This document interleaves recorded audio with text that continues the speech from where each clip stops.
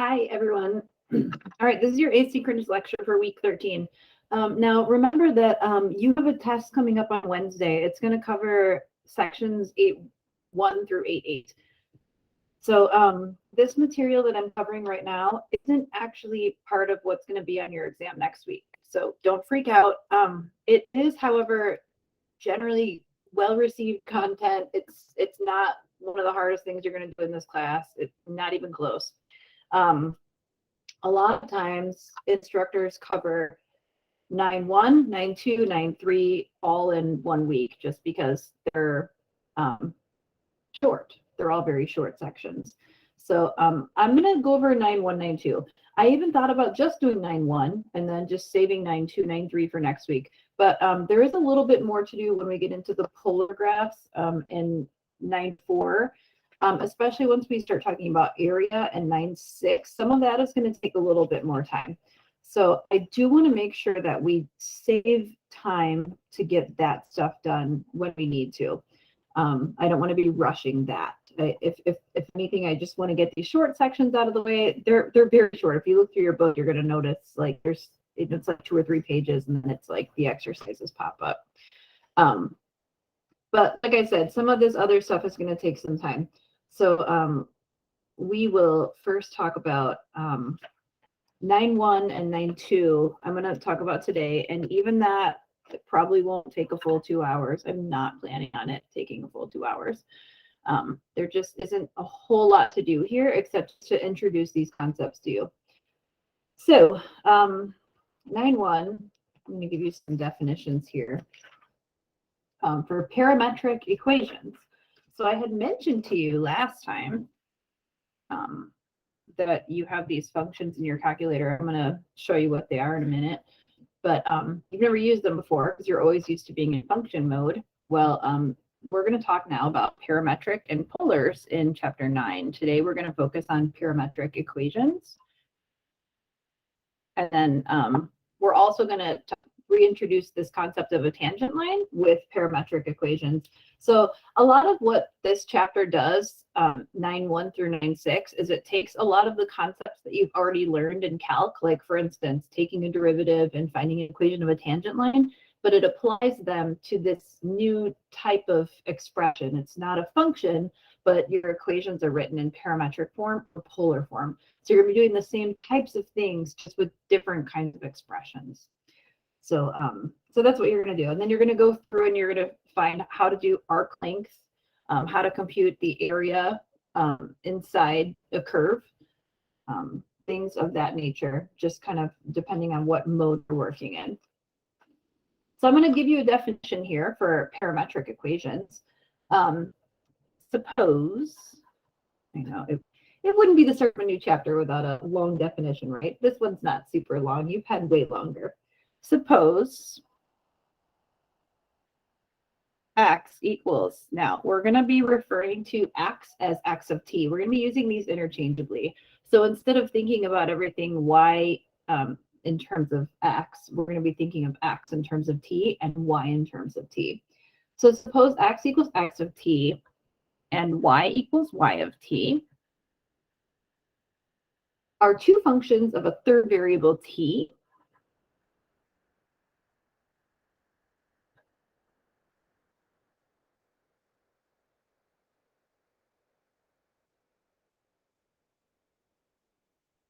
And I know you're thinking 3 variables, oh my gosh, this is going to be crazy. It's not that crazy. You will find that these parametrics are pretty easy to work with overall. Called the parameter, so t is called the parameter.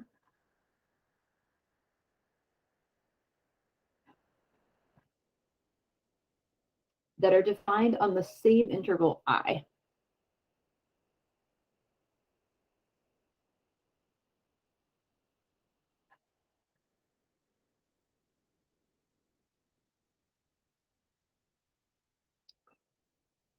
Then the equations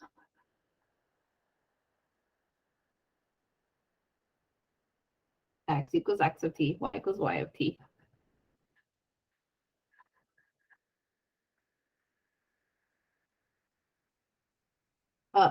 Where t is in the interval I.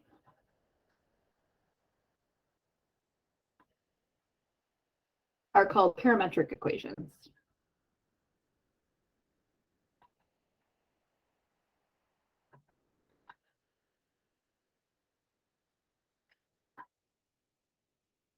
And the graph of the points defined by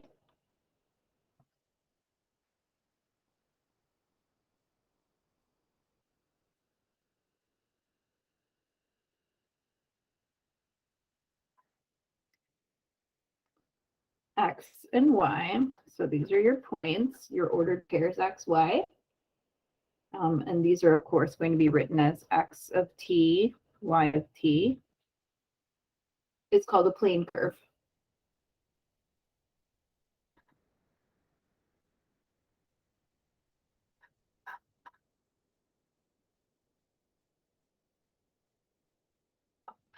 So in this section, and in the actually 9.1 through 9.3, instead of looking at one function like y equals, you're going to be defining everything using two equations. X equals something in terms of t and y equals something in terms of t. So today we're going to work on graphing plane curves and then rewriting our parametric equations in function notation. So we're going to eliminate the parameter and rewrite them as functions and kind of work our way back and forth between the two. And I will show you some of this on your graphing calculator too, because that's awesome. I mean, it's fun anytime you get to work in a new mode on your calculator, right? You've never had to do that before. Well, you're doing it today. I'm sure that when you learn to do a lot of the trig things that you learned in trig, it was very exciting for you to sort of learn new things in your calculator. All right. I'm going to make sure I'm not skipping any important vocabulary. I think we're good to go. All right. So half of what you're going to be doing in this section is graphing plane curves. And that's what I'm going to do for the first example. We're going to graph some plane curves. I'm going to give you a couple of these examples. So I want to give you the instructions that you're going to see when you work on these problems in Achieve. And you're going to see them, you're going to see two different instructions here. I'm going to say graph the plane curve.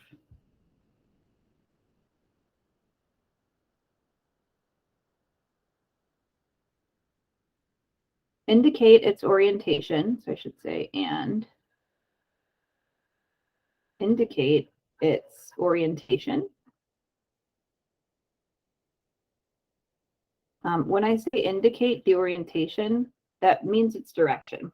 So I think this will be clearer when I go through an example.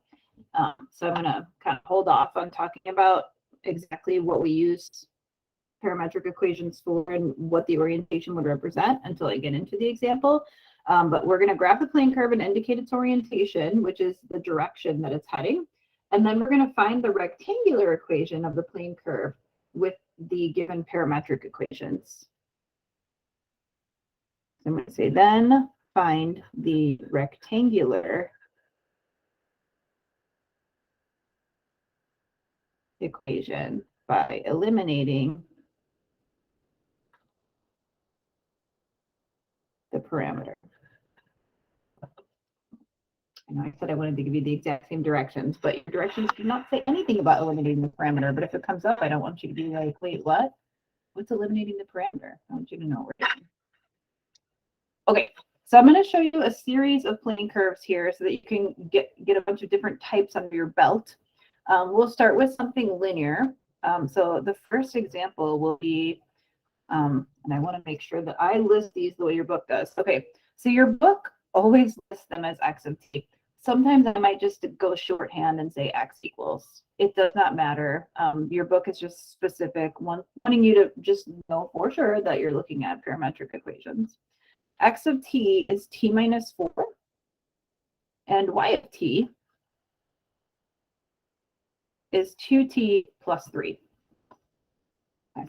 Now, if you're really interested in how these work together in some sort of physical applications, you can always look through your text. But when we're giving you this parameter t, what that represents is time. So you're thinking about x and y and the values of x and y with respect to time. So time is being factored into each one of the equations. And what you're trying to determine is, instead of thinking about X and Y together, you're really thinking about how T changes both the direction of X and Y. So for instance, as T gets larger, even though you're subtracting off 4, you would expect X to also get larger. And this is linear, so it's going to be getting larger by the same value. If T is going the opposite direction, then you're going to find that this value is going to get smaller. And what's going to happen with Y is the same. Like as T gets greater, Y is going to get greater, but it's going to be getting greater by even more than X. So we're going to see that represented by the plane curve we're going to draw. Now, even though this is linear, we still call it a plane curve. I know it's just going to be a straight line, but we still refer to it as a curve. All right, so we have two things to do. I usually like to graph the plane curve first, and then I find the rectangular equation. Your book directions, I think, are written in the opposite order. It does not matter what you do first. I sometimes think it's just more helpful to work with what you have before you rewrite it, especially if you rewrite it wrong. You don't want to be graphing the wrong thing. So that's my advice to you. So what we do here, and what I'm going to have you do on your test, is make a table so that you can have a little bit of a chart so that you can see what is happening to the behavior of T. Now, you started doing this in algebra way back when you were graphing functions. You would make a table of values with one column representing X and another column representing Y. You're going to do something similar here. I like to write my tables out horizontally, but it's up to you. As long as you have your data represented somehow, it does not matter to me how you write it. All right, so I'm going to pick values for T starting at -2. And you are wondering, like, wait a second, didn't she say that T represented time? Time can't be negative. I know. You're going to have to undo that thinking, because as far as parametric equations are concerned, we can use values of T that are negative, and that's okay. It will work for you here. So don't be confused thinking like, wait a second, I only can use values of T that are positive. And that's just because we can define these functions in so many different ways, which you're going to see in a little bit. All right, so I'm going to start out by choosing values for T, just like how I used to choose values for X when I was graphing functions, and then I would find the corresponding value for Y. This time I'm choosing values for T, and then I'm going to figure out what the values for X and Y are based on their definitions. So if X is T minus 4, well then, in this case, when T equals -2, X would be -6. You can kind of see now how this is going to work, because these are linear changes here. You'll be at -5, -4, 1 minus 4 is -3, 2 minus 4 is -2. And we're just going to get a table of values so that we have enough points to graph. 5 is a good number usually, especially if it's linear. You don't have to necessarily have 5. It kind of depends. You're going to put your chart together and see what you need. Certain graphs are going to need more points than others, or you might find that if you just choose -2 to +2, that those values aren't going to work well for your graph. So you're just kind of have to play it by ear. When we're looking at T equals -2 for Y, -2 times 2 is -4, plus 3 is -1. And then you're going to find that this has, these changes are linear also, just kind of following this slope. So -2 plus 3 is +1. Then 0 plus 3 is 3. And you're going to see that these are going to be increasing by 2 each time. 5, 7. Because of the slope. 2. All right. Wonderful. Now to graph the plane curve, you're going to start out making a coordinate grid just like you always would. So if you were freaking out like, oh my gosh, this is going to be, include some sort of a third dimension in it, well, you don't need to worry about that. We're still going to be graphing X and Y. So go ahead and label your axes, and then start to plot your points, kind of figure out what needs to go where. We know we're going all the way down to X equals -6. Just, do the best you can. Obviously on a test, I would be giving you like a blank grid that you would be using. And Y equals -1. And then we're at -5, +1, -4 and 3,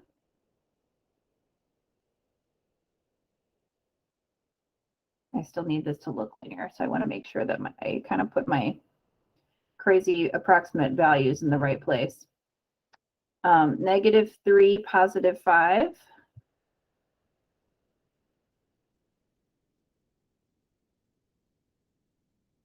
And -2, +7. Now mine does not look that straight, but I'm going to adjust it because I know it's linear, so it's supposed to look like a straight line. But of course I did this by hand, so it's only going to look so good. Okay, now you can connect these with a nice straight line. And normally, I have you put arrows on the ends, on both ends of your line. We're not going to do that when we're graphing these parametric equations and these plane curves. What we're going to do is we're going to indicate the orientation with an arrow. So remember that when we started graphing this, we started out over here. And then as t got larger, we kind of moved our way up this way. What we're doing is we're following t as it gets larger, or we're following the points on this curve as t continues to increase. So as t went from negative to positive, our line went from down here up to the point at -2, 7. So it has the orientation that it goes up and to the right. You don't have to put 5 arrows on it, just 1 or 2 just to indicate the direction so I can clearly see which way your curve is heading. This is the plane curve. That's it. So you're thinking like, oh, that's it. This looks like something we did in algebra. Yeah, it does. Just a little variation on what you did in algebra. Okay, the other part of this example is going to be to eliminate the parameter. So what we're going to do is we're going to get rid of the parametric equations, and we're going to find the corresponding function equation for this. So when we say rectangular, that means like the y equals, just the regular equation that you're used to seeing. So what you're going to do is you're going to solve for one variable in terms of the other, which is kind of why I don't like writing the t in parentheses here. I like to just have x and y. So it's kind of up to you. The book includes them, which is why I did it. But you're going to solve for one variable and pop it into the other equation. In the end, what I would like to have is y equals, because there are a lot of functions I know how to graph as long as they're solved for y. So that's kind of what I'm going for. So I know that if x equals t minus 4, and I know that y equals 2t plus 3, well, I can solve for t and rewrite y in terms of x. So I know that this must mean that t equals x plus 4 by adding 4 to both sides of the equation. Once you have your equation solved for t, you're going to sub this in and for your y equation, I should say, sub for t in y of t. That is what we will do. So you're going to go now to your y of t. Don't sub it back into x. You're not going to get anywhere that way. But now we want to write y in terms of x if we possibly can. So I know that y is 2t plus 3. So I can also say that y is 2 times, well, we said that t is x plus 4. So we're going to substitute that quantity in for t. Don't forget your parentheses. 2x plus 8 plus 3, and y equals 2x plus 11.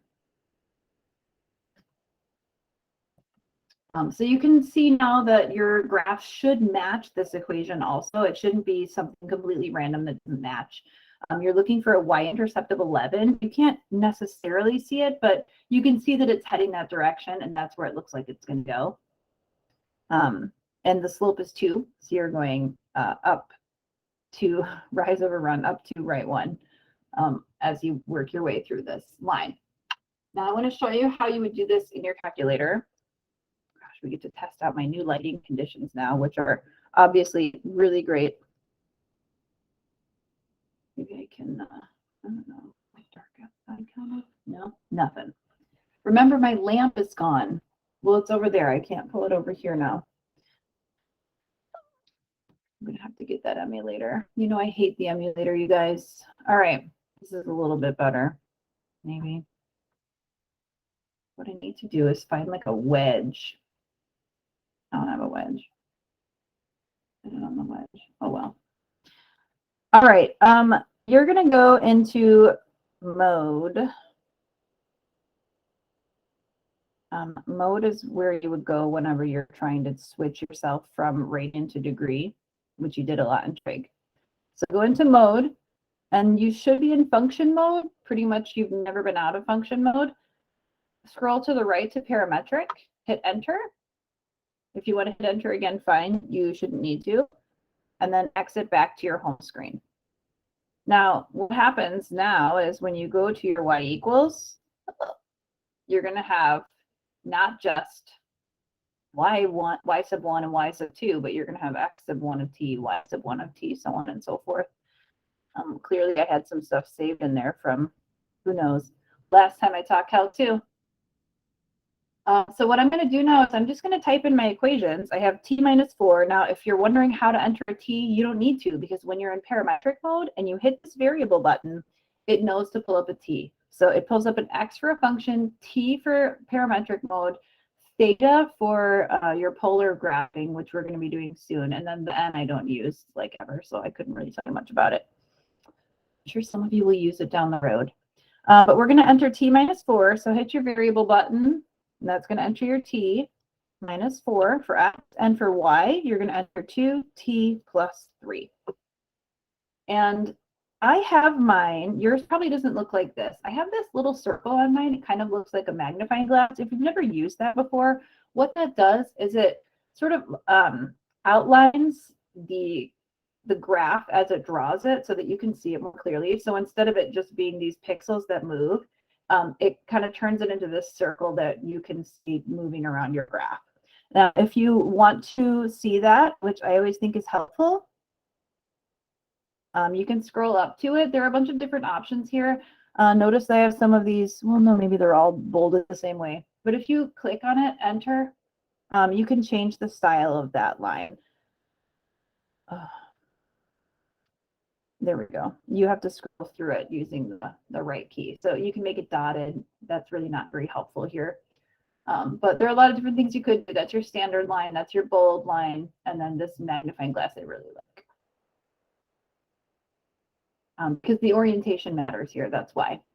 It's not like we're just graphing a line. We need to be able to see that it's going up from left to right. So let's go ahead and graph the plane curve. If you want to zoom standard, zoom 6, you might want to do that. That's fine, go ahead. Oh, I missed the best part. But I'm actually really glad that we're seeing it like this. Now, the problem is if you go to graph it again, it won't show you the little circle. But notice how your line is kind of hanging in midair. That's not matching what your graph did, right? Yours started down here. Well, that's because in your window, you can change t to be whatever you want it to be. So I'm going to go back to the window and note that when I go there, it has a t min of 0. Now, when t is 0, you're at the point -4,3. -4,3 is that point, and that's the one that your graph started on. So you probably want to switch your t min to -2 to match what you did in your table if you want this to match your graph. So switch your t min to -2, and then maybe switch your t max to +2, and then at least it'll just graph the segment that you graphed. But you don't only have to do that. I guess I just want to make sure that we understand what that represents. And then I'm going to go back to the graph, and now you should be able to see the little circle again. It's a very skinny line. It's hard to see. But I have to hook up my emulator. But this matches what we graphed for our plane curve. So you can do this. Oh, nice, this is pathetic. All right, that's what it looks like. And the direction, the orientation is not necessarily seen on the graph, but you can see it when you graph it, when you use that little circle thing. So you can kind of just match up what you have with what the calculator shows. So that's how you graph in parametric mode, and that's sort of how you manipulate the value of the parameter, or the minimum and the maximum, so that you can get it to match yours. Let's graph a few more plane curves. All right. Oh, and I'm not going to go back in the calculator and graph this. I mean, we all kind of know what this looks like, and it matches here. So you can always graph both if you're not sure, just to make sure they match. But I think at this point you probably don't need to, because you're in Cal 2. But if you need to, if maybe you have a function that you find more confusing, you have that option available to you. All right, let's see what we have next. I'm trying to give you, like I said, a bunch of different types of things that you could see. This one is going to be x of t is the square root of t plus 2, and y equals t plus 1.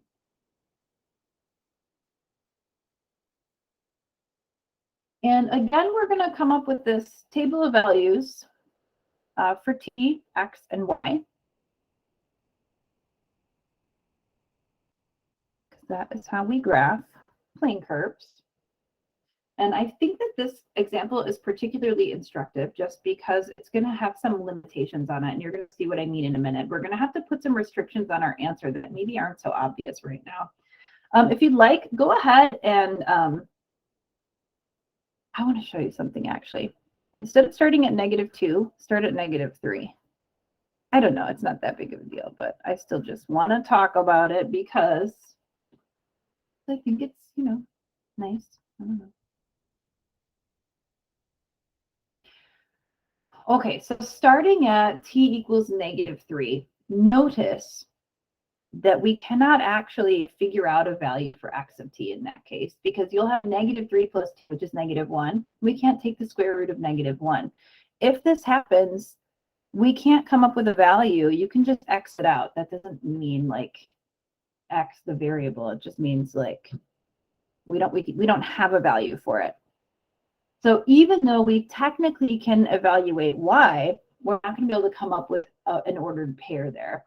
So just X that one out too, because you aren't going to be able to graph it. So we just want to make sure we note that we cannot represent this function when t equals -3. But we can for -2. We'll get 0. -2 plus 1 is -1. If t is -1, the square root of 1 is 1. -1 plus 1 is 0. If t is 0, x is going to be the square root of 2. Now, when you get to this point, if you feel like maybe 0 wasn't a good number to choose because I don't want to graph the square root of 2, that's fine. You can only choose numbers that you know are going to give you perfect squares. Like I know that 2 plus 2 is 4, so I know I can evaluate that. It's kind of up to you and your comfort level with graphing these irrational numbers. And then for 0, you'll have 1 here. Notice this is linear. We're going to be increasing by 1 each time. And then over here, we'll have the square root of 3, and then the square root of 4 is 2. If you wanted to do, the next perfect square would be 9. You could do 7, but it's kind of up to you. And no, I'm going to let mine be. Okay, so let's go ahead and graph this plane curve. This wherever you want. We'll have x and y. We'll go ahead and start with the smallest point that we have for the smallest value of t for which we can evaluate this, which is t equals -2. If x is 0, y is -1. So you can go ahead and plot that. Note these numbers are pretty small. You're not going to have to worry about this getting really large and being off your axes, so you don't have to worry too much. If anything, we maybe should have spread these out a little bit more. When t is -1, x is 1, and y is 0. When t is 0, x is the square root of 2, y is 1. The square root of 2 is about 1.4.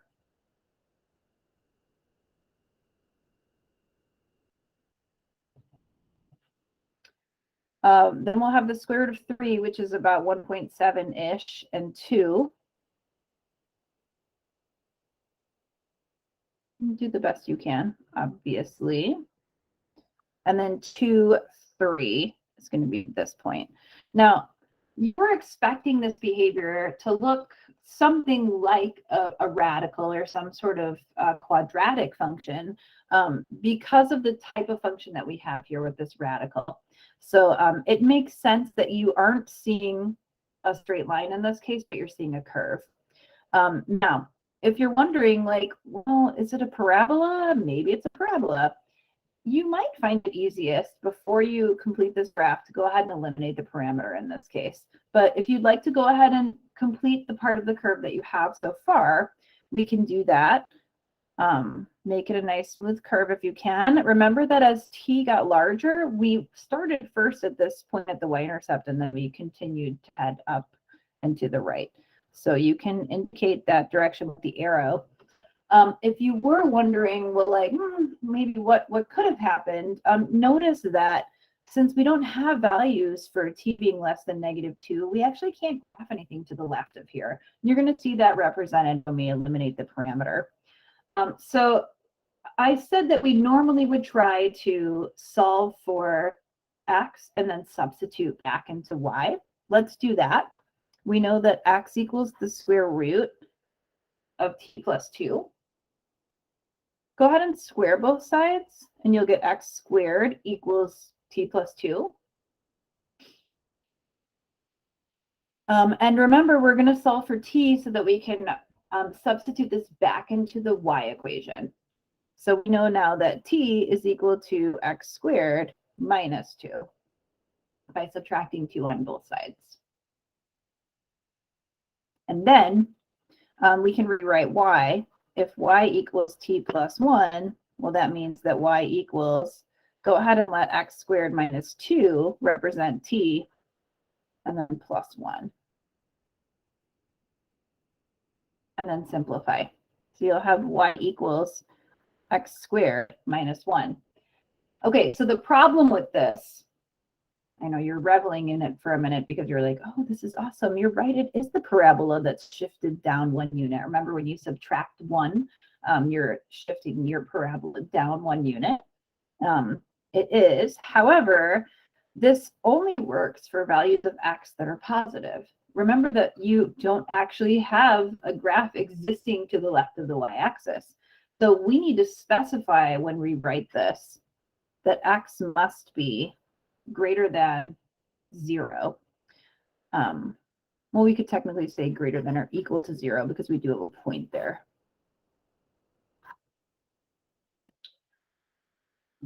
So we need to make that specification when we eliminate the parameter and make the rectangular equation. This is not actually x squared minus 1 because it's only half of the graph. It's only x squared minus 1 for x being a positive value, or x greater than or equal to 0.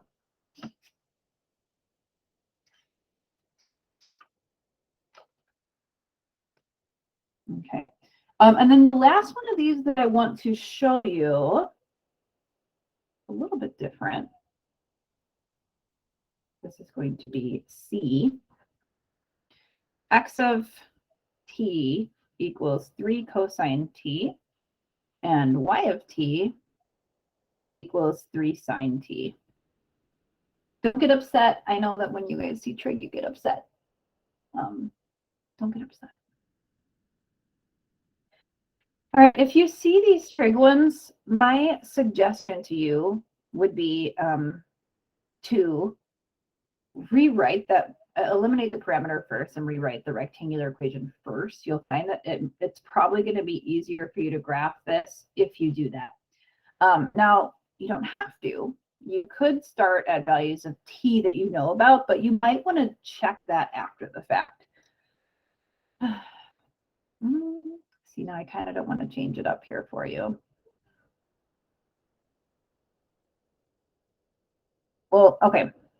You know what? Let's just stay consistent. All right. However, don't choose values of t that are 1, 2, 3, so on and so forth, because you need to be able to evaluate x and y. And you don't know the cosine of 1, and nobody wants to graph that. I mean, yeah, you can technically pop into your calculator, but it's going to be a crazy decimal number, so nobody wants to do that. Don't do that. Pick values of t that you know something about. If you would like, you can start at 0. It does not matter. It's a trig function. Sine and cosine, you know, oscillate. So wherever you start really shouldn't make a big difference because you're going to swing back around anyway. But if you'd like, maybe start at negative pi and go up to pi if you want to think about including negative values, or if you want, just go from 0 to 2 pi. Maybe I'll just do that since it's what we're used to with these functions. So we'll go 0, pi over 2. We'll see if these are good enough for us. Pi, 3 pi over 2, and 2 pi. And then if we need to include more, we always can. Remember, we do also have the option of including something like pi over 4, for instance. We could include something like that if we need to. Okay, so we have when t is 0, x is 3 cosine 0. The cosine of 0 is 1, so x would be 3. The cosine of pi over 2 is 0. The cosine of pi is -1. The cosine of 3 pi over 2 is 0. And then once you get back to 2 pi, now you're again looking at the cosine value being 1. And then we'll have an opposite occurrence going on here with the sine function. Sine of 0 is 0. Sine of pi over 2 is 1. Sine of pi is 0. Sine of 3 pi over 2 is -1. Sine of 2 pi is 0.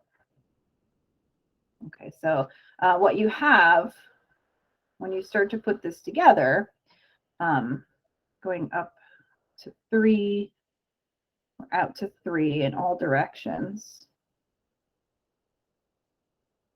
something like that. X is 3, Y is 0. Right here. We'll start here. Now, remember, we're going to need to mark the orientation. So here's where we're starting. And as we increase t, make it larger, we'll see what happens to the curve, and then we'll make sure we indicate the direction. The next point would be at x equals 0, y equals 3. X equals 0, y equals 3 is up here. X equals -3, y equals 0 is here. So we're heading counterclockwise at this point. And then again, we'll have this point here at 0, -3. Now, it's hard to say exactly what's happening here, but you probably are getting a really good idea for what's happening right now. If you want to fill in some other points, like it'd probably be really helpful to have something in here so you can really verify what's going on. Let's use pi over 4. I know it's not in order at this point, but we're still going to include it into the table. So when we have pi over 4, the cosine of pi over 4 is √2/2. So we'll have 3 √2/2.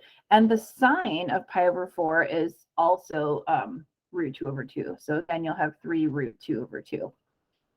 Now, I'll get you a value there. 3 square root 2, oh yikes, divided by 2 is approximately 2.12-ish. 2.12.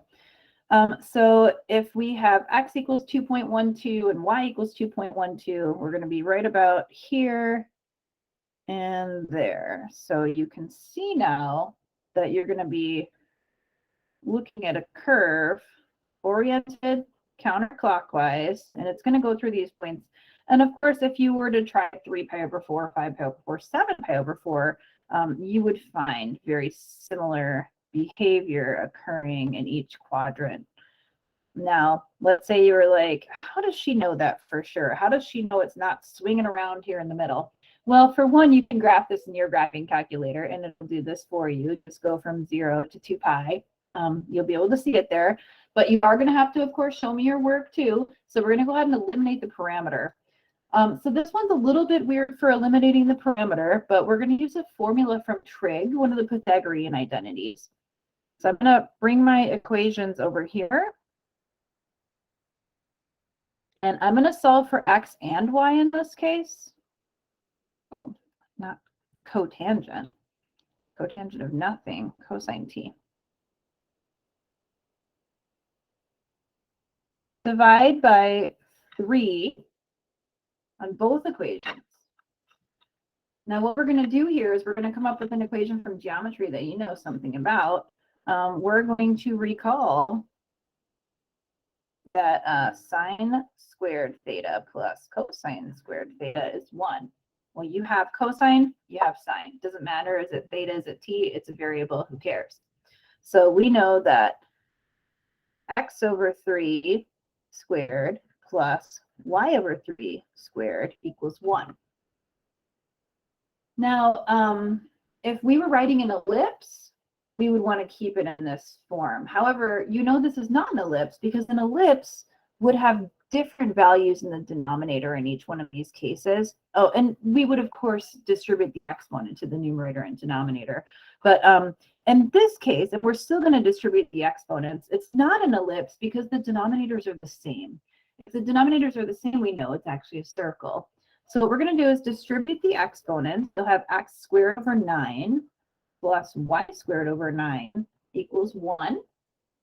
And then we'll multiply every term by 9, and you'll get x squared plus y squared is 9. So this is the equation of a circle with a center at 0, 0. It maybe has been a long time since you've looked at equations of circles. I'm reminding you right now, the center is at 0, 0 because you're not, remember for the equation of a circle, you're looking at x minus h quantity squared plus y minus k quantity squared equals r squared. R squared is 9. So r must be 3. So that's how the equation of a circle would be written in this case. And notice that you do have that. You have a center at 0, 0, and your radius is 3. You're going to be going out 3 in all 4 directions, or in an infinite number of directions if you want to consider all the points in between those quadrantal angles. So that one's a little bit different. Like I said, if it was an ellipse, you would leave it with the 1 on the right-hand side. You would just distribute the exponents. You could see something elliptical. That's possible. And you would know because you would have different coefficients on your x and y equations. The other thing you're going to do in this section is you are going to write your own parametric equations for rectangular equations. This is not supposed to be crazy. I'm guessing that Achieve is going to do, I meant to check. Why didn't I check? I'm guessing they're just going to give you like a multiple choice, and they're going to say which ones of these equations could represent this equation. But on your test, I'm just going to say, write me 2 equations that represent this rectangular equation. And you can, I mean, there are going to be an infinite number of answers. Everyone's probably going to write something similar for one of them just because that's how students are. But, and for others, you're going to write interesting stuff that's very different. And that's okay. The other part of your homework, by the way, that you're doing is, oh no, it's basically just a lot of plane curves and eliminating parameters. Never mind. I was thinking there was an extra instruction, but there is not. There was an instruction on one section saying to add restrictions as needed. So when it says to add restrictions, if you need to, all that means is basically what we did for example B, where we had to add this restriction that x had to be greater than or equal to 0. So if you see that in the instructions saying, it's supposed to say determine restrictions on x and y so the graph is identical to the plane curve. That's what this is. So if you see that in your instructions, that's what it's asking you to do. Okay. Now I'm going to ask you to give me some parametric equations for certain rectangular equations. And like I said, you're going to have a plethora of options here. This is not supposed to be really hard. It's just kind of like a, do you know how to work in and out of these things? Let's see if I can scoot this over. There we go.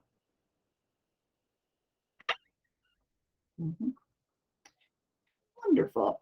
So your instructions for example 2 are going to be find 2 different pairs of parametric equations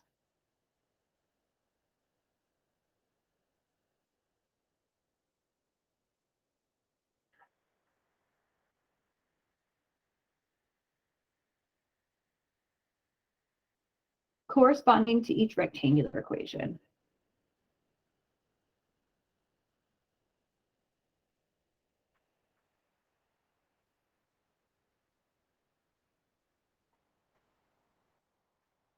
So I'm going to give you a rectangular equation. I'm going to ask you to find a parametric equation.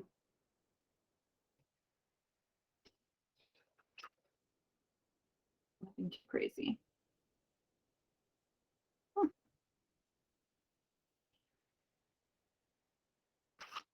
All right. I'll give you more than one of these. One of them is going to be y equals 2x plus 1.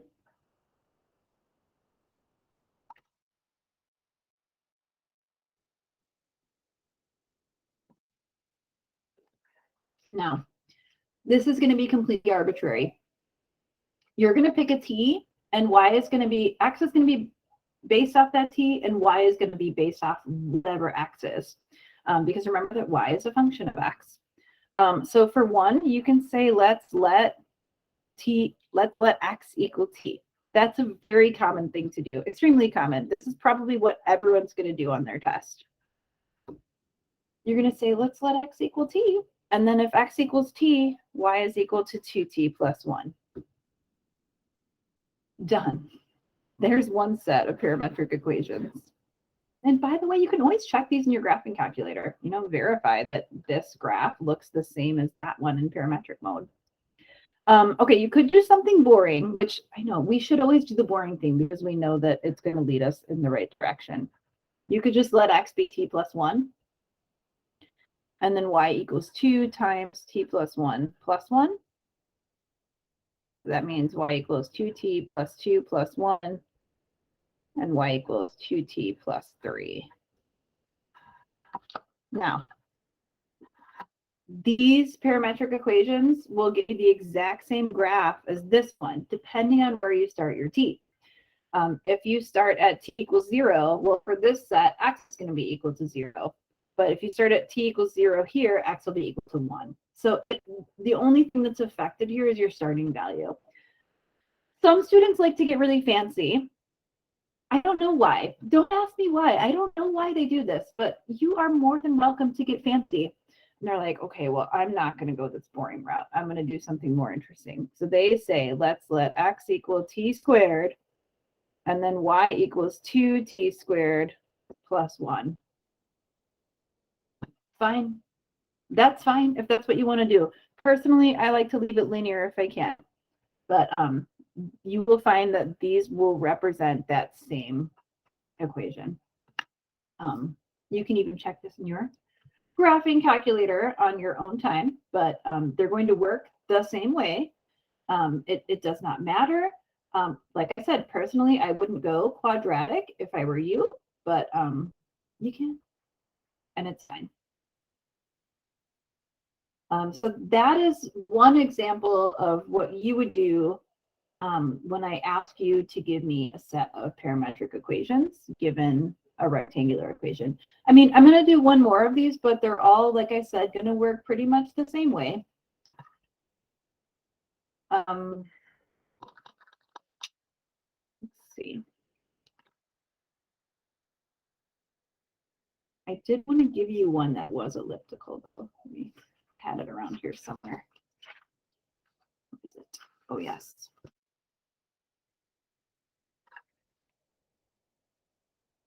The one that I was going to show you that was written in the form of an ellipse was this one.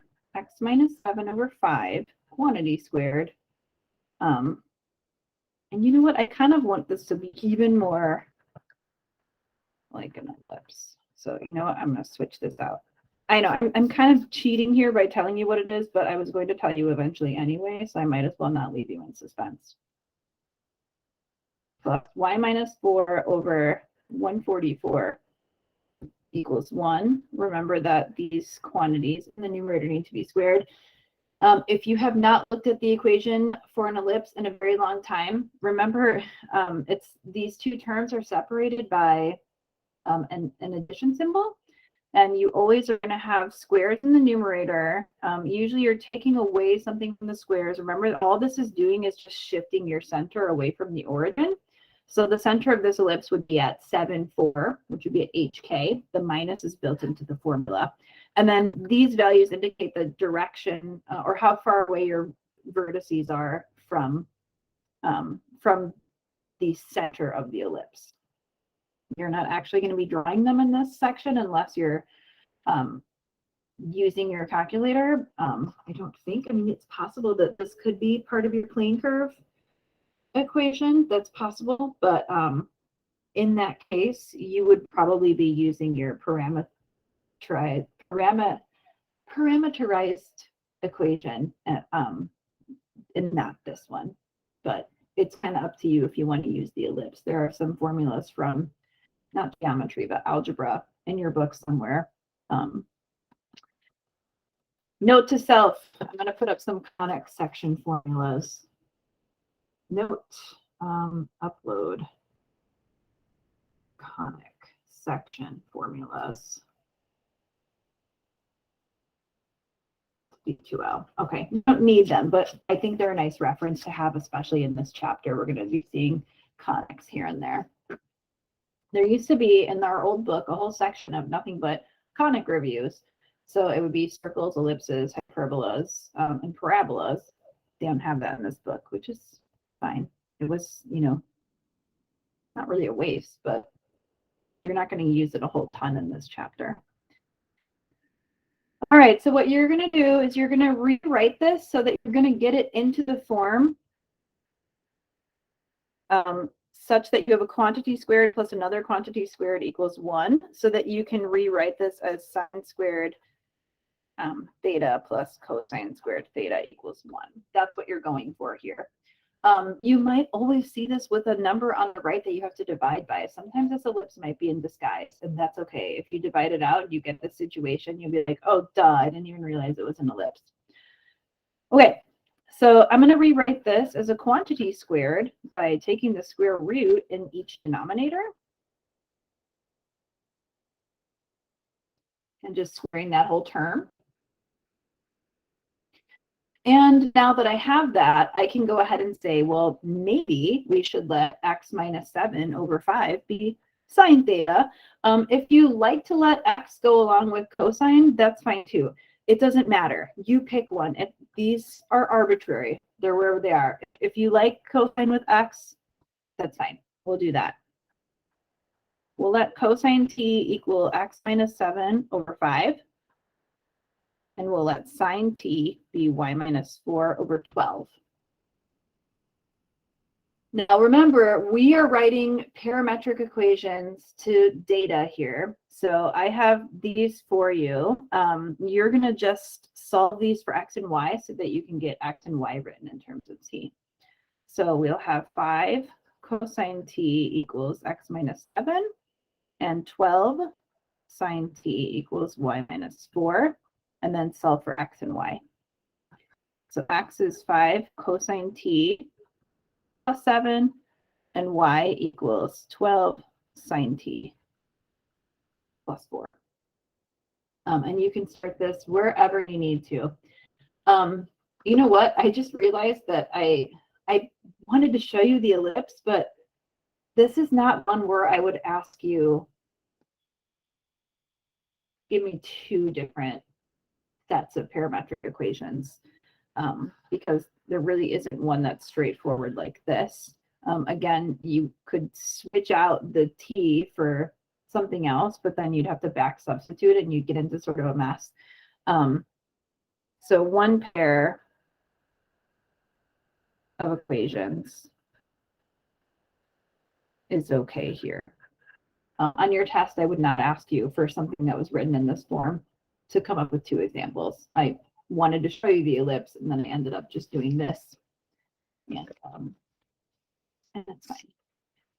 But I really don't even have anything else to show you there, because I feel like example A pretty much covered a lot of the options available to you. And literally you could do an infinite number of things. You could have even said, let's let x equal t cubed, or let's let x equal the square root of t. The only thing it's going to do is just, your graph is going to look the same. It just might do some funky things as far as how it graphs it. It might, if it's cubic, it might send your line like up, down, and up again, something like that. But play around with it in your calculator. It's very interesting if you want to look at it. But I don't really think we need to do any more examples of that. So that was what I wanted to say from 9.1, which was your intro to parametric equations. Yeah, I'm just trying to see if I have another like amazing example for you, but I don't. They all pretty much work the same way. You could say, let's let x equal negative t, let x equal 2t, let x equal 55 times the square root of t, whatever you want to do. Okay, anything. The next section is extremely short. It literally does like one thing. It's very odd to me that they didn't combine these into like one big section, because they used to be combined in our old book. They introduced plane curves in one section and then they did everything else with them in the next. Here it's like split up into 3 different sections. Okay. The only thing I don't like about that is you guys feel like, oh, she's covering all this stuff when it's just really short sections. And it's like a mental thing, you know? I don't like for anyone to have low morale. So 9.2 is about tangent lines. And some of you are getting really excited here because you know that tangent lines involve derivatives. And you're just like, oh, I haven't done a derivative since like a few days ago when I was looking for whether or not these series had non-increasing terms. Here's a definition for a smooth curve in your book on page 690. I'm not going to go over it because I'm not going to ask you to find the tangent line to a curve that is not smooth. But basically what you're looking for, I'm going to read off parts of it to you. If C is a plane curve represented here, you know what? Put it up here for you. What am I doing? Upside down? No, I can never remember. Left, okay. Smooth curve. This is page 690. Let C denote a plane curve represented by the parametric equations x equals x of t, y equals y of t. Suppose each function x and y is continuous on the closed interval from a to b and differentiable on the open interval from a to b. If both dx dt and dy dt are continuous and are never simultaneously 0 on the open interval from a to b, then C is called a smooth curve on the closed interval from a to b. Now, technically, you're going to be asked questions about smooth curves, and if you cannot find information about a curve because maybe there's some sort of asymptote blocking your way, you'll quickly find out because you'll end up getting some sort of undefined slope. But I'm not going to ask you to find tangent lines on places that are not smooth curves. So let me give you the theorem here for the slope of a tangent line to a smooth curve. Theorem, slope of the tangent line to a smooth curve.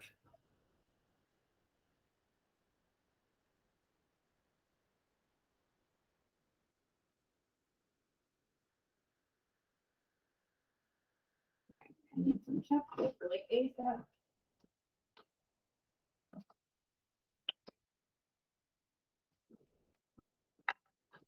Wonderful. For a smooth curve C represented by x equals x of t and y equals y of t, smooth curve, page 690, if you want to refer back to it. Smooth curve C represented by x equals x of t and y equals y of t. T is between A and B. The slope of the tangent line to C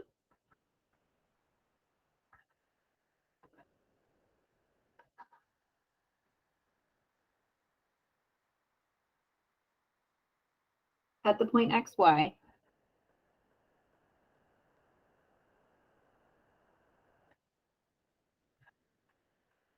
is given by. Now I'm going to give you a formula, but you're going to find that this is going to be really, really, really easy to remember. It's not going to be a big deal. All right, dy dx, your derivative of y with respect to x is dy dt over dx dt. I know some of you were about to get out your note cards and start writing out crazy formulas. It's just dy dt over dx dt. That's it. Of course, this is provided your denominator dx dt is not equal to 0, because if it was, we would have an undefined slope.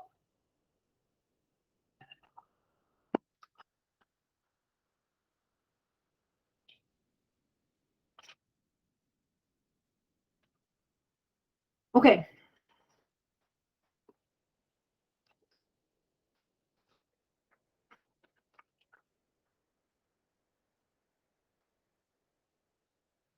I'm going to ask you some questions when I find them. toy.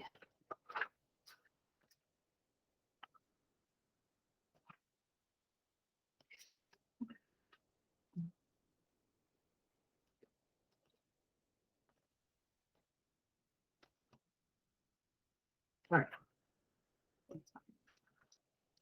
There we go. Found them. Oh, wait, that's not it. Oh my gosh, you guys. I have so many things here and I had it. Ready to go.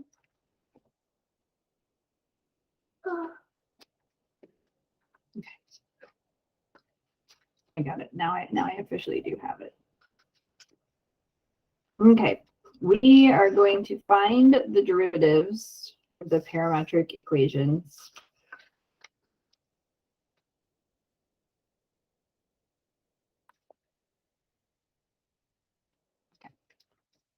And you will find that this is really, really straightforward.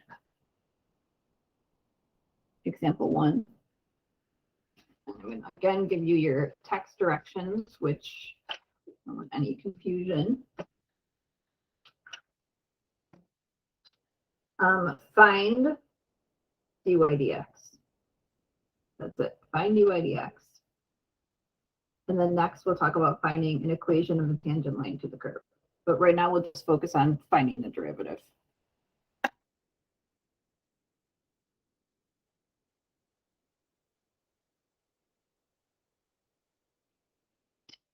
Okay, so there's not a whole ton to do here. Maybe we'll do 2 of them. We'll have x equals t and y equals twice the square root of t.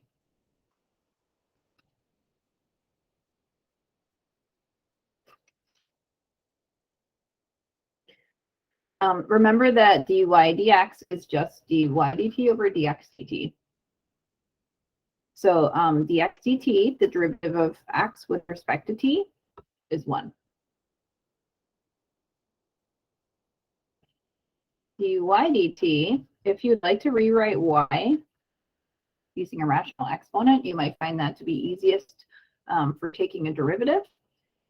So remember, you're going to multiply 2 times a half to get 1, and then you're going to divide by, not divide by the new exponent. Yikes.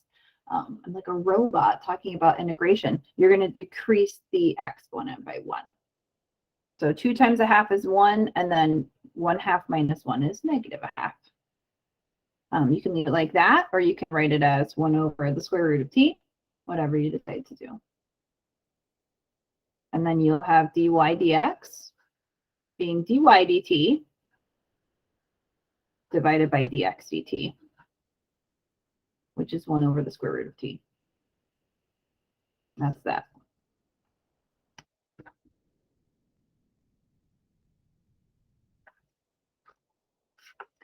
We will also do a trig one. It's never a bad idea to do a trig problem.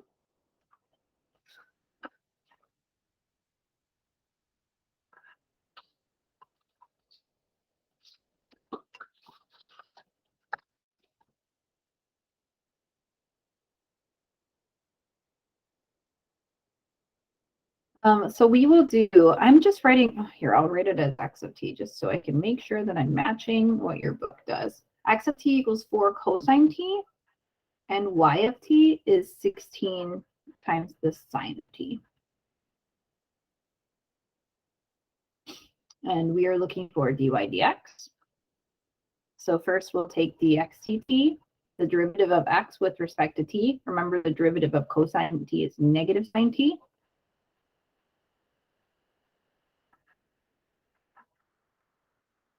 And then for dy dt, the derivative of the sine of t is the cosine of t. So you can go ahead and find dy dx by just dividing those two, starting with dy dt in the numerator, 16 cosine t, and dividing by negative 4 sine t.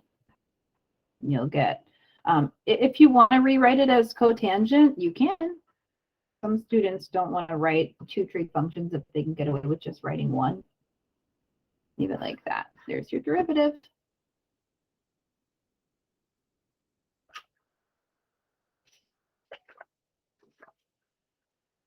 All right, so that was finding the derivative. I want to do two more things. One of them is I want to talk about finding an equation of a tangent line to the given point. So we will also do that.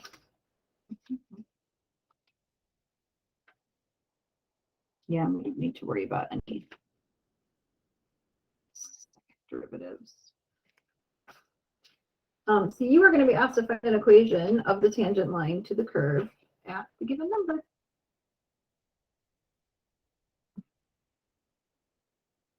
Okay. Example 2. Find an equation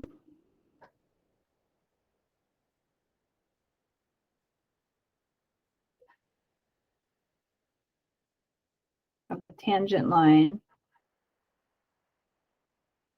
to the curve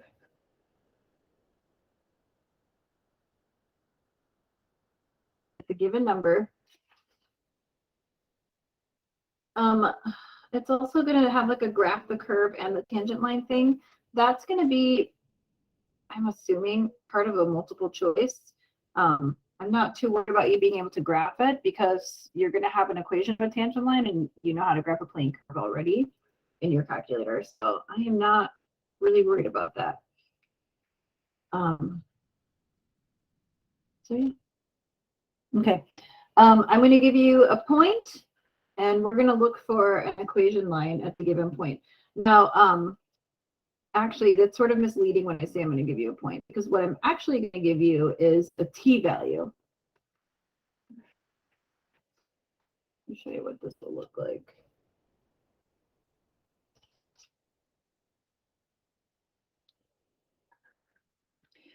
So let's see. I'll give you x of t equals 3t, and y of t equals twice the square root of t. And then I'm going to give you a corresponding t-value. The value that I'm going to give you is t equals 2.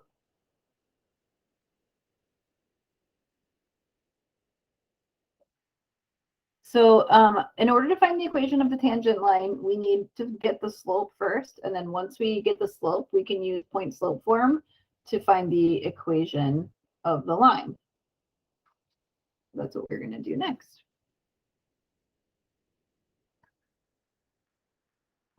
Right, so to find the slope, we're going to do dx dt over dy dt. And remember, if you wanted to write y as 2t to the 1/2, that's fine. Oh gosh, I just gave you the same y twice. I have another y for you.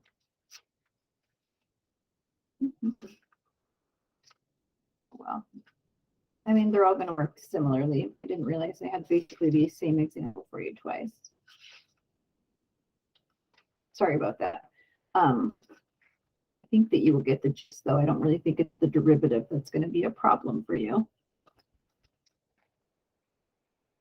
Yeah, I'm looking for another one, but I have another one.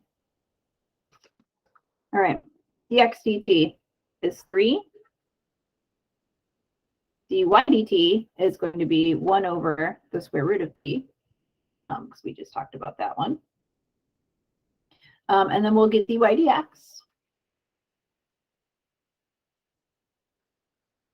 The derivative of, or I'm sorry, dy dt divided by dx dt. And you'll get 1 over 3 times the square root of t. Now, if all I was asking you to do was find the derivative, well, you would have that done already. However, I'm asking you to find the equation of the tangent line at the given number. So we're going to evaluate that for t equals 2. So to do that, we'll have 1 over 3 times the square root of 2. And this is going to be your slope. The other thing that you're going to need in order to write the equation of this line is you're going to need a point. So to write an equation of a line, you're going to need a point and a slope.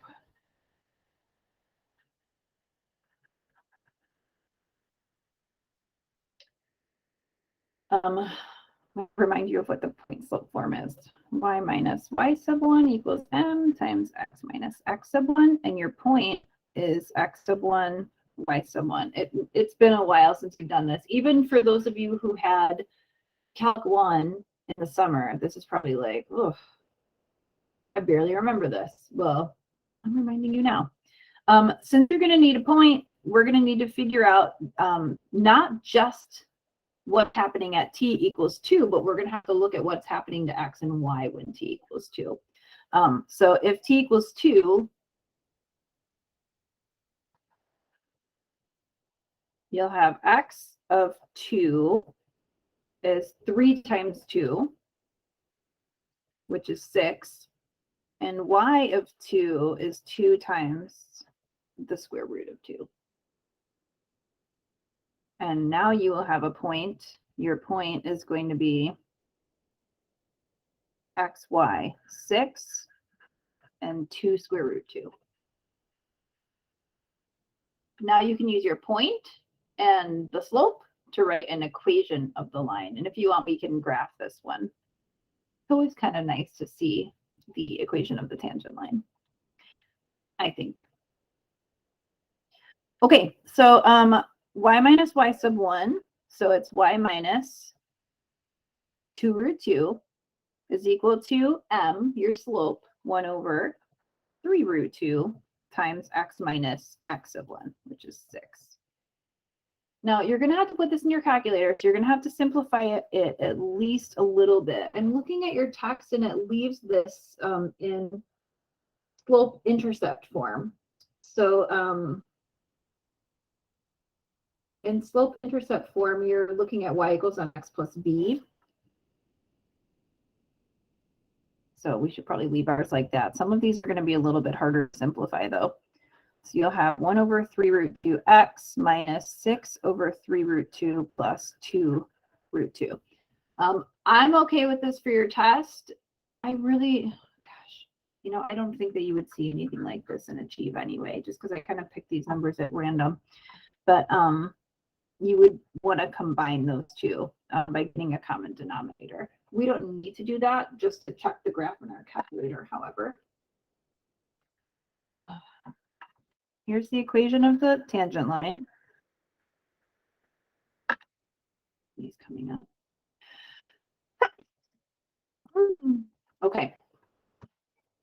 Let's go ahead and put this into our graphing calculator. So I'm looking at the functions 3t and 2 times the square root of t. So twice the square root of t. Now, we're looking at what happens at t equals 2. It's kind of up to you where you want to set this. If you want to start it at -2, that's fine. I wouldn't set the max at 2, however, because that is the value at which we're looking at the slope, and we're going to want to see the equation of the tangent line. So it's going to look like that. Oh gosh, we're going to have to actually rewrite this using t, if x equals t. Well, that's fine. We'll rewrite it. Okay. That's fine. We don't, just for our graph, we're going to have to rewrite it in our graphing calculators. But this piece is fine for right now. Let's go ahead and graph this parametric equation. And notice that the point that we're looking at when t equals 2 was the point 6 to root 2. Excuse me, I'm going to have one thing to do real quick.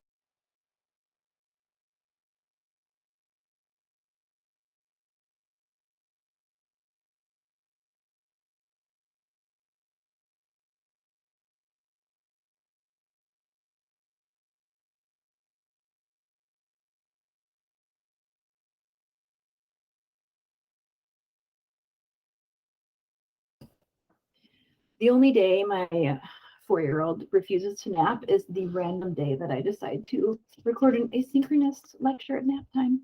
It's very distracting. It's very random. Okay. Wonderful. The point that we're looking at, we said was happening at t equals 2. And the point is 6 and 2 root 2. So we're looking at what happens when x equals 6, 1, 2, 3, 4, 5, 6, which is right about, oh, you can't see anything. You've got your own calculators though, but it's somewhere right about there. We're looking for the equation of the tangent line.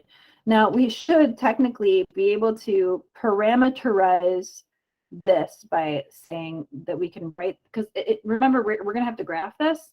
This is rectangular mode. So technically we could rewrite this in rectangular mode, or we can write this in parametric mode. So you might want to say, let's let x equal t, and then y equals 1 over 3 root 2t minus 6 over 3 root 2 plus 2 root 2. Solve that problem. And then if it doesn't work, well, that'd be terrible. Then we'd have to look back over our work and make sure we entered everything properly. So we're letting x be t, and then y is going to be equal to 1 over parentheses 3 times the square root of t. I'm sorry, 2, not t. So 1 over 3 square root 2 times t minus 6 divided by, in parentheses, 3 square root 2, close your parenthesis, and then plus 2 square root 2. And then we'll see what happens. We're in the same window though with t, so we should be good here. We'll graph it. Oh, look at that. It is tangent. It's cutting off though right here, if you can see. It's cutting off too early. So let's go ahead and increase the t value here. Let's go to our window. We'll make the t max 10 maybe. So there's our curve. There's the tangent line. Notice that it does indeed appear to be hitting at the point 6 and 2 root 2. Now, if your tangent line was way off somewhere else, you'd know that you had a problem. You can always verify that it hits at that point by making sure that they intersect at that point. You can still find the intersection through the calc menu. Oh, you cannot find the intersection. Whoops. I was thinking that you could. Clearly, I haven't worked with parametric mode in a while. But what you can do is evaluate the derivative at a point. So this is not going to help you too much here because it's going to give you a decimal value. But you know that your derivative is supposed to be this one. So you could always look at your plane curve. Let's go ahead and erase this, actually. The second curve, not the first one. So I'm going to erase the tangent line. And then when you graph your curve, looks like that. You can go to second trace, which is the calculate menu, and you can find dy dx by hitting the 2. And then it asks you for,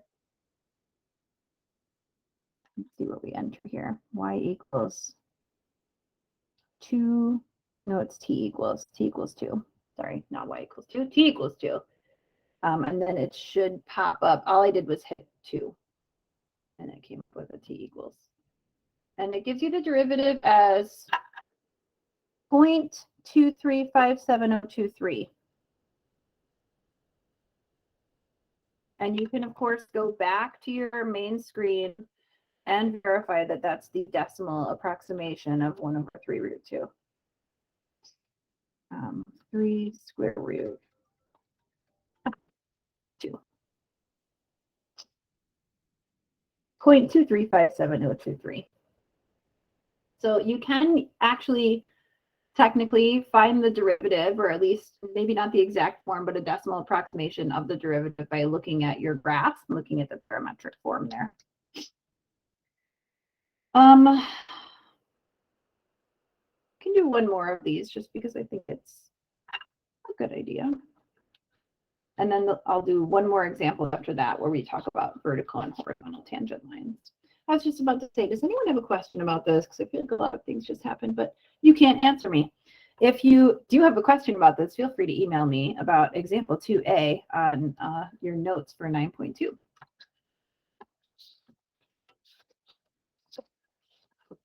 Okay. We'll do one more example of this. Find the equation of the tangent line business. X equals, let's include a multiple angle here. Sine 2t. And y equals cosine 3t. And we're going to talk about this at t equals pi over 6. All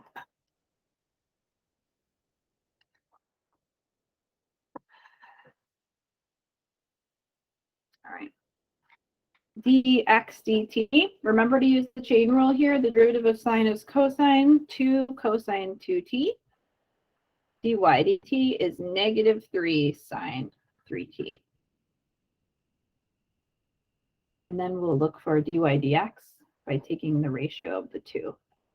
Don't forget the dy dt is in the numerator. Negative 3 sine 3t divided by 2 cosine 2t. And we are looking at this at t equals pi over 6. Remember, the derivative is the slope. So we're going to evaluate the slope at pi over 6. So this will be 3 pi over 6, and then divided by twice the cosine of 2 pi over 6. Oh, you guys are going to have to remember your special trig values. I'm being facetious. Sine 3 pi over 6 is sine pi over 2. We already said today that was 1. And then in your denominator, you'll need the cosine of pi over 3, which is going to be 1/2. So 2 times, remember that the sine of pi over 6 is 1/2, the cosine of pi over 3 is 1/2. And your slope ends up just being negative 3. Now that's the slope at t equals pi over 6. What you need is the equation of the tangent line at t equals pi over 6. So let's go ahead and write that. Remember, in order to write the equation of a line, we need a point and a slope. So we can evaluate x and y at our t value to find the corresponding rectangular point at pi over 6.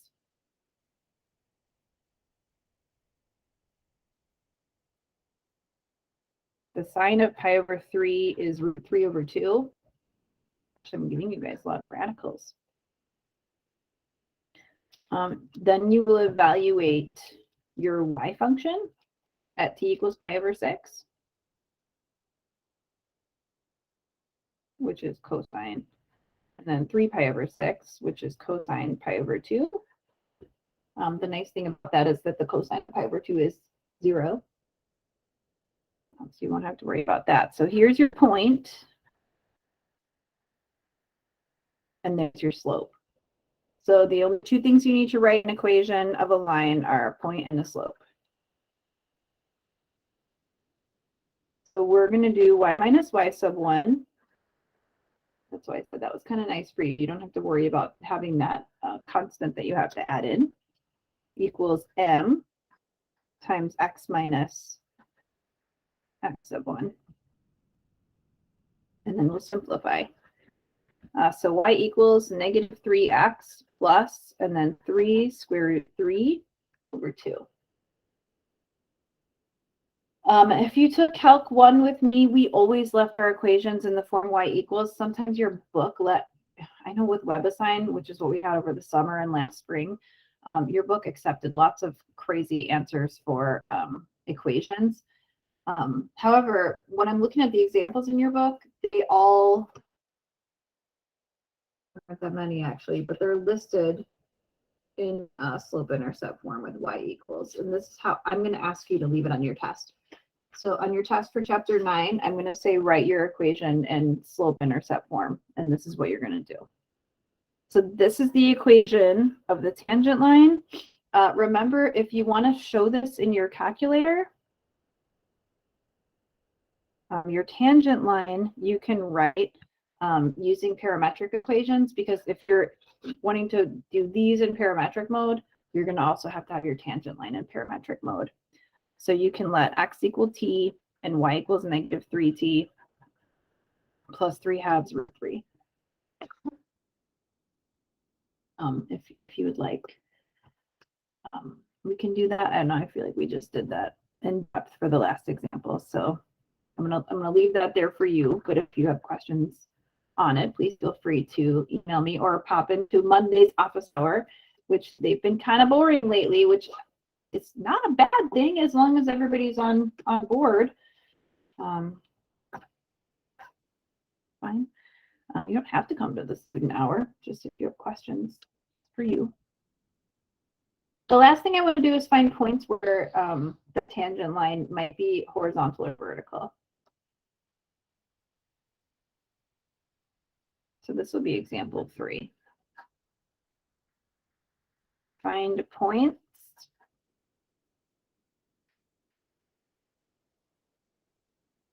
where the tangent line is vertical or horizontal. I'm going to really regret not writing this on a fresh page. Now, your book may or may not cover this in Achieve. And if it doesn't, I might end up giving you, I'm just referring you to the text. There are some in the text that you can do. It might not be covered on Achieve. But I didn't want to just not cover it because it is, I feel, an important concept, even though it's not heavily covered in your text. Usually we spend a lot of time talking about this. Your Sullivan book, not so much. All right, your function, I should say your parametric equations are, and this is my last example, by the way, if you're trying to gauge whether or not you should check out, you should definitely not check out. X equals 2t squared minus 3t plus 1, and y equals t squared plus 2t. We're looking for places where your tangent line is vertical or horizontal. In order to do that, we need to talk about the slope of the tangent line, because remember, if the slope of the tangent line is undefined, then you're going to have a vertical tangent line. But if the slope of your tangent line is 0, then it's going to be horizontal. So we're going to find the slope and then figure out where, we're going to find the derivative and then figure out then where we might have a slope that's 0 or undefined. So dx dt is 4t minus 3. dy dt is 2t plus 2.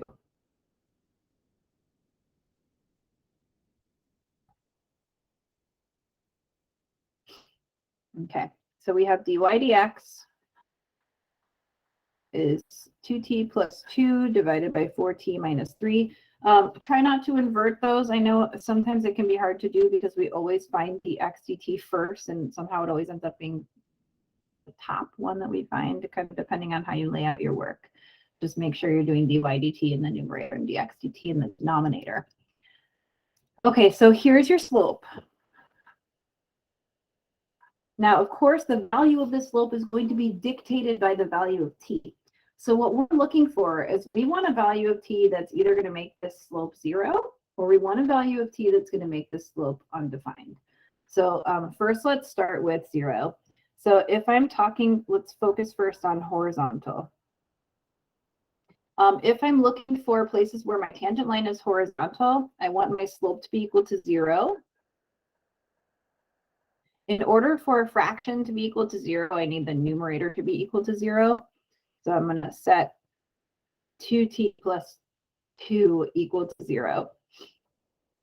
And then we'll find values of t where that happens, because as long as we have 0 divided by some number, the slope is going to be 0.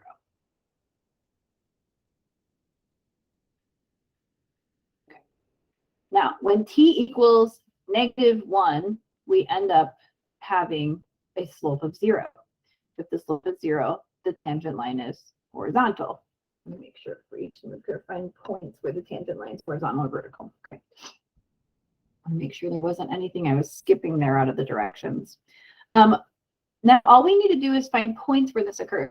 What happens a lot of times is I'll give students a question like this on an exam, and I'll word it just like this: find points where the tangent line is vertical or horizontal. They'll find the slope, they'll find the t values that make the slope vertical or horizontal, and then they'll leave it at that. But I'm asking you to find points where that occurs. Points are x, y ordered pairs. It's not a big deal. You just need to find the values of x and y that correspond to this value of t that we found, t equals -1. So find x of -1 and y of -1.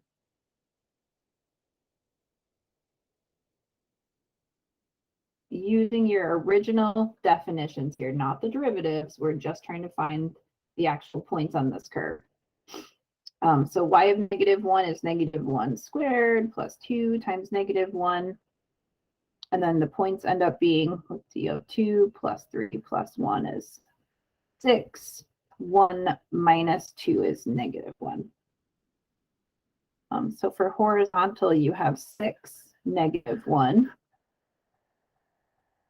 And we'll look at this in a minute so that you can see it on the graph and make some sense of it. And you can even verify it just by looking at the slope on your graph at t equals -1 and figuring out that it's 0. But it should also appear to be on this point on your graph. We'll do that once we finish the vertical part, which is, you know, just a little bit more of the same.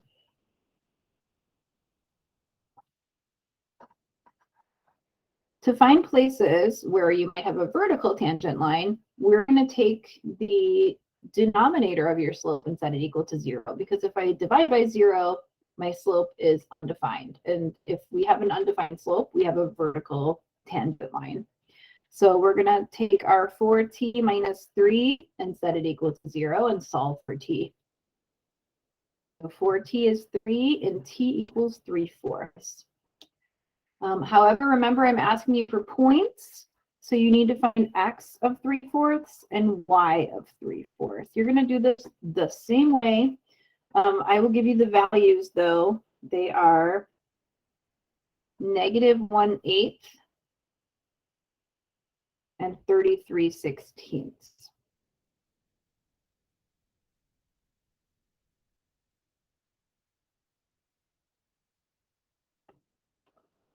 So using the same process, just take your original equations and then just evaluate them at 3/4.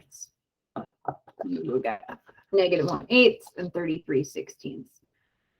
So when t equals 3/4, you're going to have this point, and that's where you're going to have a vertical tangent line. Let's just look at this in our graph real quick, and then I'll get you out of here.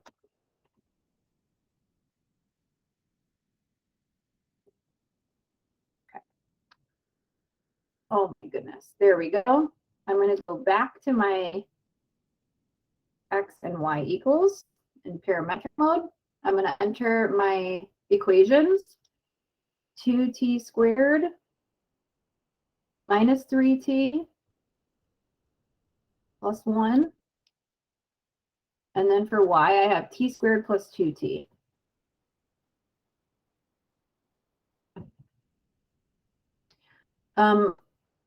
Let's see what the graph looks like with the current setup that we have with our t min and max values.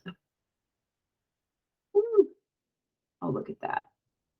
I love this, though, because you can really see now, this is what we're expecting to happen.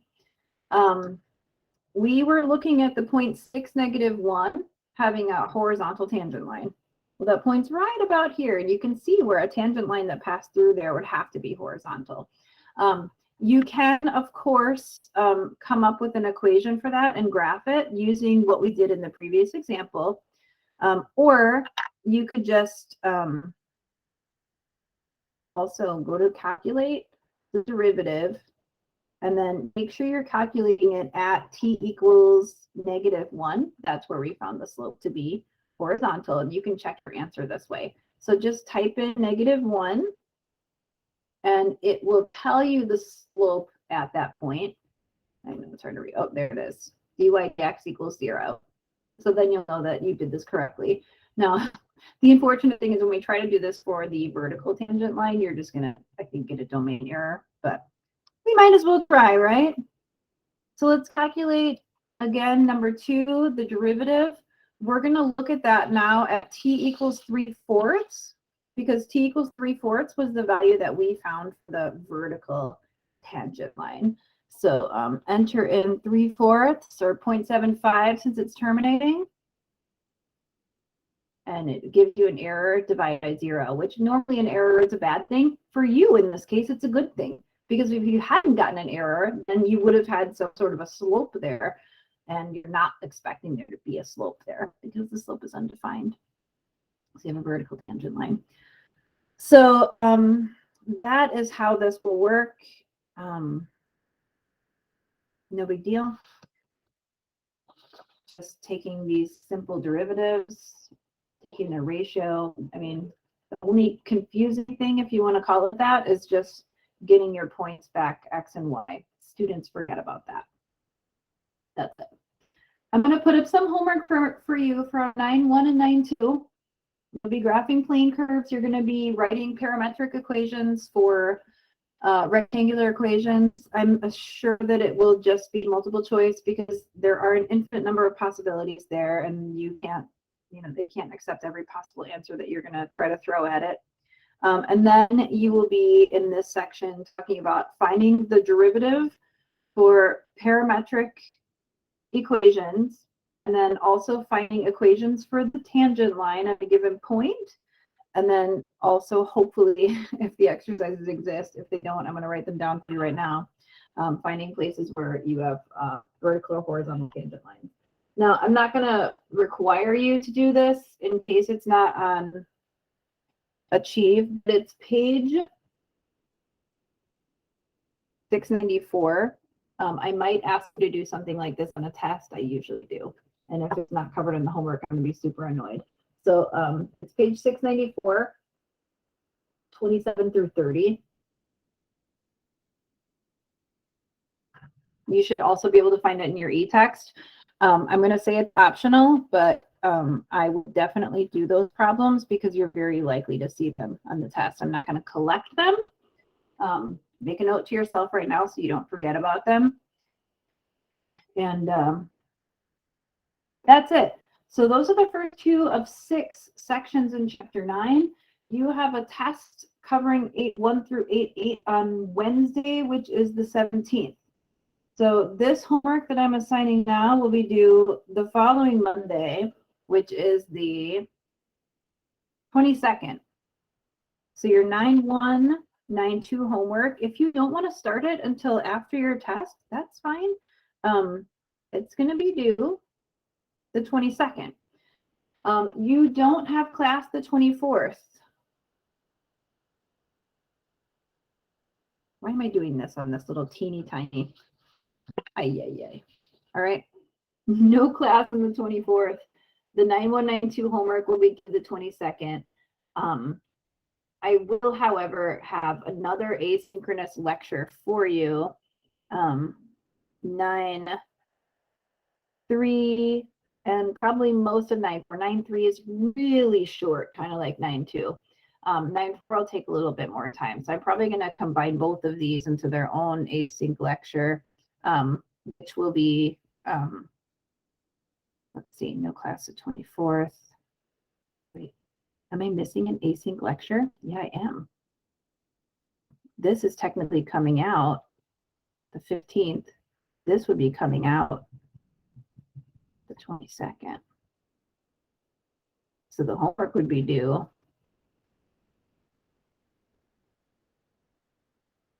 the 29th.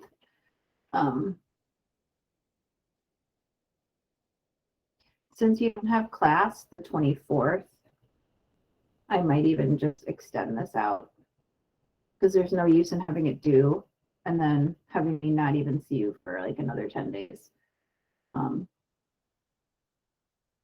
I don't know. Let me look. You'll see it on the due date. I might just put it down at the 22nd, maybe extend it. We'll see how it goes. You guys might find it's really straightforward. It doesn't take that long, and it's not a big deal. Okay. So that's sort of my plan going forward. 9.3, 9.4 is gonna go a little bit faster, and then I will see you on the 1st, December 1st, to talk about 9.5, and then probably some 9.6, and then I wrote all this down. I just left the paper downstairs. I'll finish up 9.6 asynchronously December 6th, and your test 4 is December 8th. That's my plan. I'll remind you of this plan, maybe in an email. Maybe I'll just tell you when I see you next time, which will be for your test. Okay, that's it. Email me if you have questions. I'm going to put up some homework for you, and if you don't get to it right away, that's fine. We have a little bit of buffer time because of your exam. I really want you to focus on doing well on test 3. So it's good to have this in the back of your mind. If you don't get going on it until next week, fine. Technically, I had to release it to you anyway, so you have it now. Ugh. All right, you guys, have a wonderful rest of your day, and I'll see you soon. Oh, thanks. Wrong button.